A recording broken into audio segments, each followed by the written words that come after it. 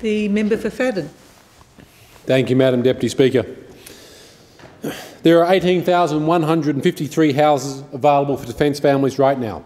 15,770 of them are owned or leased by the Defence Housing Authority, or DHA, and 2,383 are owned by the Department of Defence, as at Halloween last year, 31 October.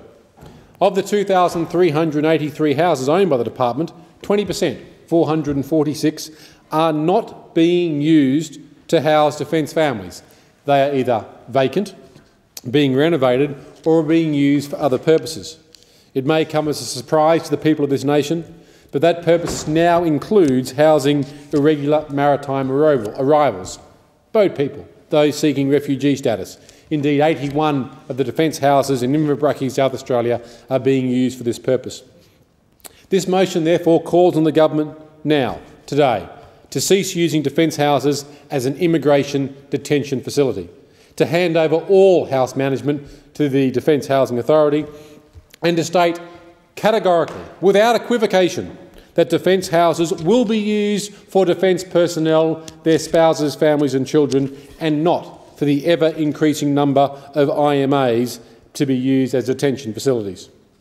By way of history, it is a statement of fact that during the 2010 federal election, a ministerial submission from the Department of Defence to the then Minister for Defence outlines plans to shift defence families from their homes in order to house those seeking asylum or IMAs.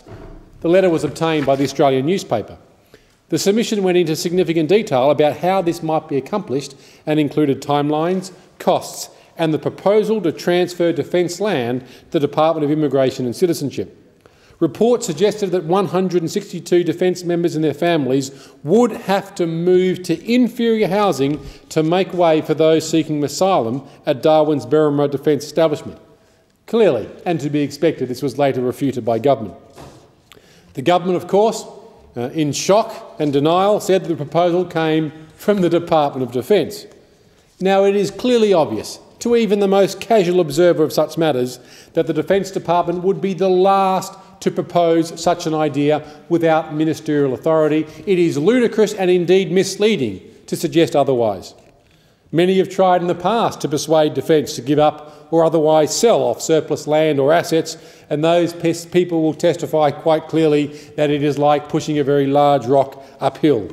To think for one moment that Defence would voluntarily suggest that it would give up its land to another department is simply fooling ourselves and treating the Australian people like mugs. The Labor government's defence in the matter during the election campaign was similarly weak. It failed to categorically rule out the prospect of ever using any more defence housing for accommodating asylum seekers. Now, I could go on, Madam Deputy Speaker, but let me put on the record very, very clearly for the Australian people, unequivocally, the Coalition will not move defence families from their homes in order to house those seeking asylum. I cannot think of anything worse for defence families and members, their children, their spouses, having already given so much to serve our land in its uniform, in effect to pay for the Labor government's failed border protection policy by having to leave their homes. The Coalition will not put up with it. We will not ask for it. We will fight assiduously against it. Now, it's long been said that with regard to managing our borders, the Coalition had a problem and created a solution, to the point where on the 24th of November 2007, only 4 children were currently in detention. That number is now over 600, where the current government abandoned the solution and created a massive problem. Pull factors that have now pulled over 200 boats and nearly 8,000 people to our shores seeking asylum. The problem is getting bigger and there is no solution. In the words of the Prime Minister, in a different life may be, another boat, another policy failure. Every day we hear of Christmas Island detention facility is at or over capacity. Thousands more people seeking asylum are moved onshore and housed in motels, all at taxpayer expense. It was only a week ago that the Gillard Labor Government said that an additional $290 million would be needed to fund its failed border protection policy, in addition to the $470 million already budgeted, almost $750 million for a problem they created. Could you imagine what $750 million could actually fund? It could almost fund half the levy this government is going to foist on the Australian population. By comparison, the coalition in its last year of government spent less than $100 million. This is a failure of the most categorical terms of this government, and defence families and defence land and defence housing is now paying the price for that failure. Given that the Gillard Labor Government seems quite unwilling to adopt the coalition's highly successful border protection policies, measures now need to be taken to ensure that defence families are not left to pay for the failures of this government.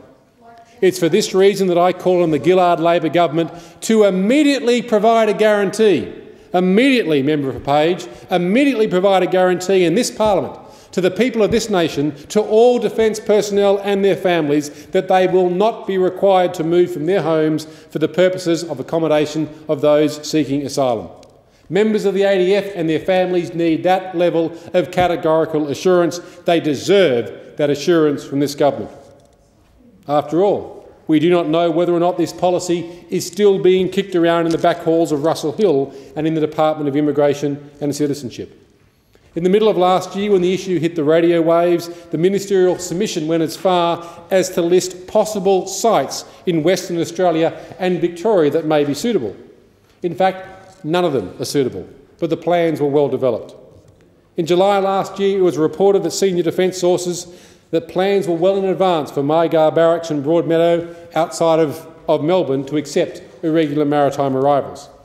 At that time, a defence spokesman said, "The government has repeatedly acknowledged that as part of its routine and prudent contingency planning, the Department of Immigration and Citizenship has for some time been exploring additional temporary accommodation options to house people, house families and vulnerable asylum seekers." Now, if we cut through all the spin, it's quite clear that the Department of Immigration and Citizenship, and indeed this government, knows it is running out of space to house those seeking asylum, and they desperately need additional accommodation for the thousands and thousands now being brought to the mainland. If the boats keep coming, and I guarantee you they will, because there is no deterrent but a massive policy framework that is acting as a magnet to pull them here. If the boats keep coming, and they will, there is a very real prospect that this government will run out of options and will seek further defence houses to house those seeking asylum. That's why this motion calls on the Gillard Labor Government to transfer all defence housing stock management to Defence Housing Authority. Transfer it all. Because this government cannot be trusted to have over 2,300 defence houses that the minister can grab at will, whereas he cannot grab those houses that are currently being owned and run by DHA. The temptation must be removed from this bad government. 2,383 houses owned by Defence, 1,937 occupied. That leaves 446 right now, 20%, that I'm sure this government is eyeing warily and greedily to try and deal with the problem of those seeking asylum that is getting out of control. Currently, 81 houses in Inverbrugge, South Australia, are being used for this purpose. Defence houses being used as a detention centre. And clearly this is the thin edge of the web. In questions on notice to the Minister for Defence Science, Technology and Personnel on the 17th of November 2010, the Minister was asked why the housing stock wasn't transferred from Defence to DHA. The answer was, quote, "Commercial arrangements did not allow for it." The real answer, of course, and we all know it, is you hand it over to DHA. The Gillard government cannot get its grubby paws on it to use it for ulterior motives other than housing defence families. It is that simple.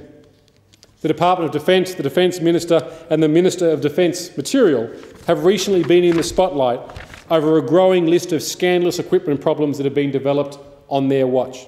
Most notably, of course, and the most parlous, is the state of the Royal Australian Navy, where there is no amphibious capability available right now.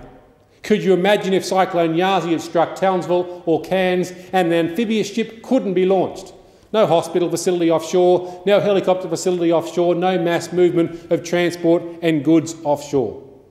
This is the state Defence has got into because of what this government has done to it. The last thing we need to do is compound the problems the department is dealing with, because this government cannot continue to control its borders.